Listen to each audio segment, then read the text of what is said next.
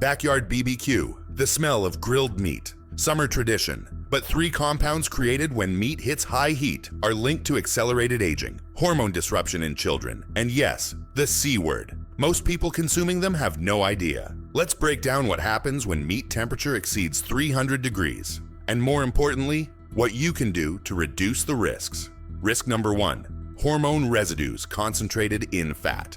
In the United States, 80% of cattle raised for beef receive growth hormones to accelerate weight gain. These synthetic hormones, estradiol, progesterone, testosterone, remain in meat after slaughter. Those residues concentrate in fat. When meat grills, fat melts and gets consumed. Hormone levels in grilled beef fat measure 5 to 10 times higher than in lean tissue. For children, the consequences are measurable. Girls who consume high amounts of red meat enter puberty earlier than those who consume less. Early puberty is a known risk factor for breast cancer later in life. For adults, chronic exposure to external hormones disrupts endocrine function. Correlations exist between high red meat consumption and hormone-sensitive cancers: breast, prostate, ovarian. Grilling doesn't eliminate these residues, it concentrates them. Every steak, every burger carries measurable amounts. But hormones aren't the only problem. The cooking process itself creates compounds far more dangerous. Risk number 2, A.G.Es and P.A.Hs. Above 300 degrees Fahrenheit, meat undergoes chemical reactions the human body wasn't designed to process.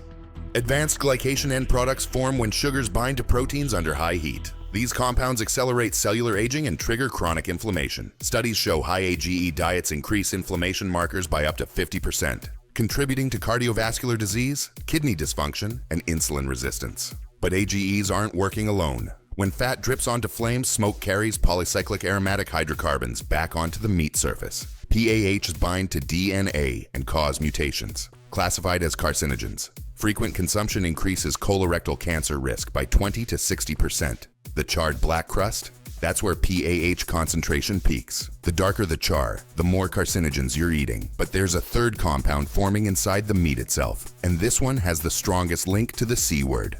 Risk number 3, heterocyclic amines. H.C.As form inside the meat itself when amino acids and creatine react at high temperatures. 17 different H.C.As identified, several classified as probable human carcinogens.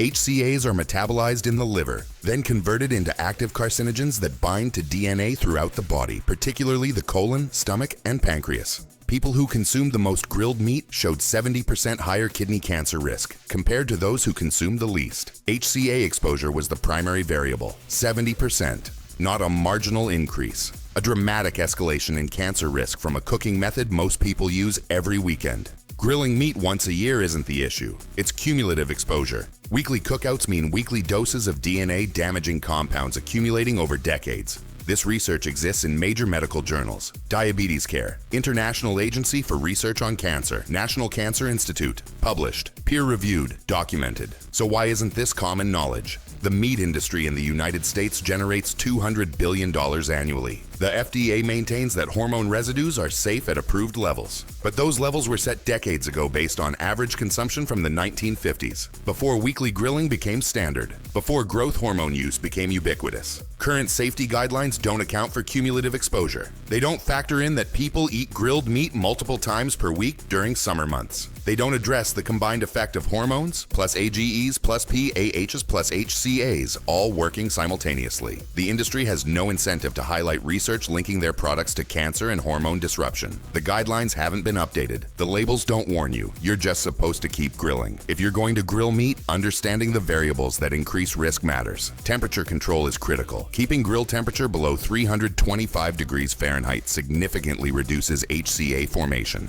Using a meat thermometer prevents overcooking. Marinating meat for at least 30 minutes before grilling can reduce H.C.A levels by up to 90%.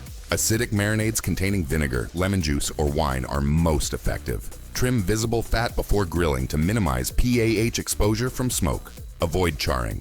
If meat develops a black crust, remove it before eating. Choose grass-fed, hormone-free meat when possible. It costs more, but it eliminates the hormone risk entirely, or reduce frequency.